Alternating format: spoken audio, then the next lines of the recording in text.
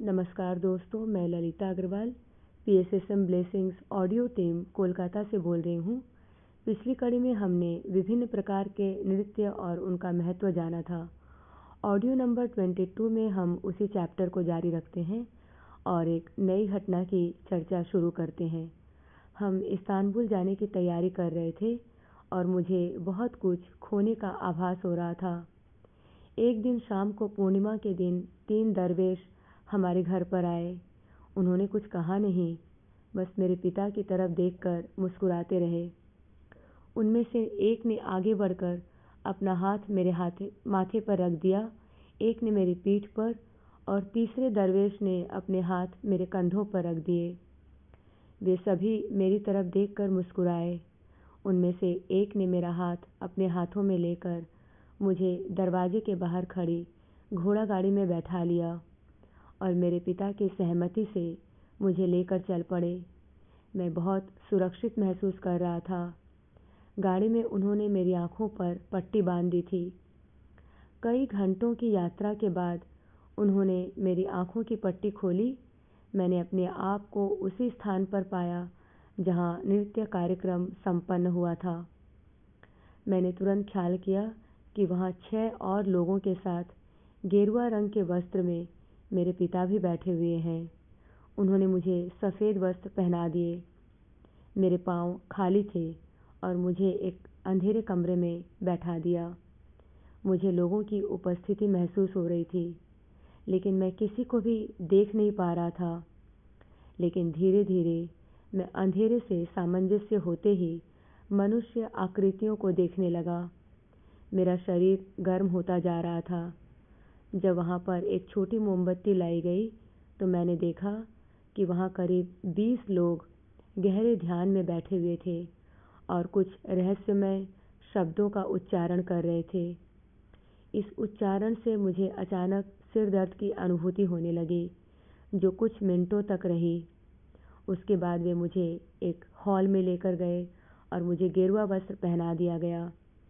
सफ़ेद दाढ़ी वाला व्यक्ति जो मुझे पकड़े हुए था, उसने कहा, ब्रह्मांड के रास्ते पर हमें यह बच्चा मिला है जो अपने घर की तलाश कर रहा है। हम उसे यहाँ तक ले आए हैं। क्या कोई और भी उसे जानता है? मेरे पिता ने उत्तर देते हुए कहा, वह हमारा अतिथि था, वह हमारा आनंद था, लेकिन पहाड़ की तरफ बढ़ने वाला वह एक दर्शनार्थी है।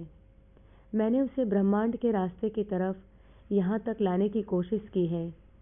अब यह आपका है। अब यह आपकी जिम्मेदारी है कि आप इसे रास्ता दिखाएं। तीनों दरवेश मेरी तरफ आए और मेरी आंखों में झांक कर देखते हुए कहा, हम इसे पहचानते हैं। उनमें से एक ने कहा, जैसे जैसे मैं कर रहा हूँ तुम भी करो। वह झुका, मैं भी झुका। उसने अपने हाथ जमीन पर रख दिए और फिर अपने माथे पर। मैंने भी वैसा ही किया। उसने अपने हाथ खोले और कहा, ईश्वर। मैंने उसका अनुकरण किया। उसके बाद उसके इशारे पर दर्शकों में से एक व्यक्ति आया और उसने मुझे बलपूर्वक हॉल से बाहर निकालने की कोशिश की। मैंने स्वयं को उसकी पकड़ से छुड़ाया और सफ़ेद दाढ़ी वाले व्यक्ति के कदमों में आकर बैठ गया। उसने मुझे उठाया और कहा, इसे कोई भी यहाँ से निकाल नहीं सकता। यह हमारा है। यह परीक्षा में उत्तीर्ण हुआ। मैं बहुत खुश हुआ। उन्होंने मुझे फर्श पर लिटा दिया और तीनों दरवेशों ने मेरी मालिश की और मंत्र उच्चारण किए। उसके बाद उन्होंने मुझे एक कमरे में ले जाकर बंद कर दिया, जहाँ मुझे नींद आ गई। धीरे धीरे जब मैं नींद से उठा तो वे मुझे लेकर हॉल में गए, जहाँ मैं बिल्कुल सामने 11 लोगों के साथ बैठा हुआ था। वहाँ एक बार फिर 7 सुंदर नर्तकियों का नग्न नृत्य प्रस्तुत किया गया, जिसकी समाप्ति के बाद वहाँ के नेता ने कहा, आप सभी की लाल रंग की ऊर्जा नीली ऊर्जा में रूपांतरित हो चुकी है। आपके पास सृजनात्मक इंसान बनने के अवसर हैं और विधाता के इस सृजन को आप जारी रखें। वो तीनों लोग जो मुझे मेरे घर से लेकर गए थे वही मुझे घर पर छोड़कर भी गए। मैं करीब 2 दिनों तक लगातार सोता रहा। सुबह उठने के बाद जब मैं अपने पिता से मिला तो मैं द्वंद्व में था कि उनसे इस घटना के बारे में पूछूं कि नहीं। वहाँ क्या हुआ था? मेरे पिता मेरी कठिनाई समझ गए और बोले, तुम्हें सीक्रेट ब्रदरहुड यानी आत्मिक जगत में प्रवेश मिला है। हम तुम्हें इसके बारे में कुछ नहीं बताएंगे। समय आने पर तुम्हारे स्पिरिट गाइड्स और एंजल्स तुम्हें सब कुछ बताते रहेंगे। वे उन सभी जगहों पर तुम्हारा नेतृत्व करेंगे जहाँ से तुम कुछ सीख पाओगे और सभी चीज़ों के अर्थ जान पाओगे।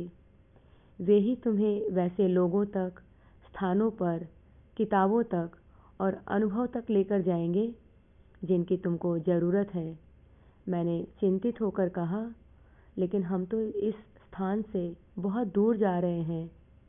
मैं और भी बहुत कुछ जानना चाहता हूँ, देखना चाहता हूँ। उन्होंने कहा, यह जगत हर जगह है, इस भौतिक जगत में भी और उस जगत में भी जो अदृश्य है। एक बार तुम उस जगत से जुड़ गए हो, वहाँ के सदस्य बन चुके हो। इससे फर्क नहीं पड़ता कि तुम कहाँ हो या कहाँ जा रहे हो, तुम्हें उनकी शिक्षाएं मिलती रहेंगी। यह पूरा कार्यक्रम इसलिए संपन्न किया गया था कि तुम्हें तुम्हारे गोल्डन एंजल को सौंप दिया जाए। वह तुम्हारा ध्यान रखेंगे और हमेशा तुम्हारे संपर्क में रहेंगे, चाहे तुम जीवित हो या मृत। समय आने पर इन सभी प्रतीकों और रहस्यों के अर्थ तुम समझ जाओगे। अपने ऊपर विश्वास और धैर्य रखो। मेरे पिता ने सारी चीज़ों को स्पष्ट रूप से समझा दिया था। मेरा मन विश्वास और सुरक्षा की भावना से भर चुका था। 1 महीने के अंदर मेरे पिता और उनके दोस्तों ने अपनी पैकिंग कर ली थी इस्तांबुल जाने के लिए। हमारा बड़ा घर प्राय खाली हो चुका था। मेरी माँ ने घर का सभी फर्नीचर पड़ोसियों और दोस्तों को दे दिया था। हर दिन हमारे घर मेहमान आते जो हमें अलविदा कहते। हम सभी एक साथ चाय कॉफ़ी पीते और जाते समय वह हमारी नई ज़िंदगी के लिए हमारी मंगल कामना करते। आज के लिए इतना ही दोस्तों। अगले ऑडियो में हम इसी चैप्टर को जारी रखेंगे। तब तक के लिए धन्यवाद दोस्तों। आप सभी का बहुत बहुत आभार।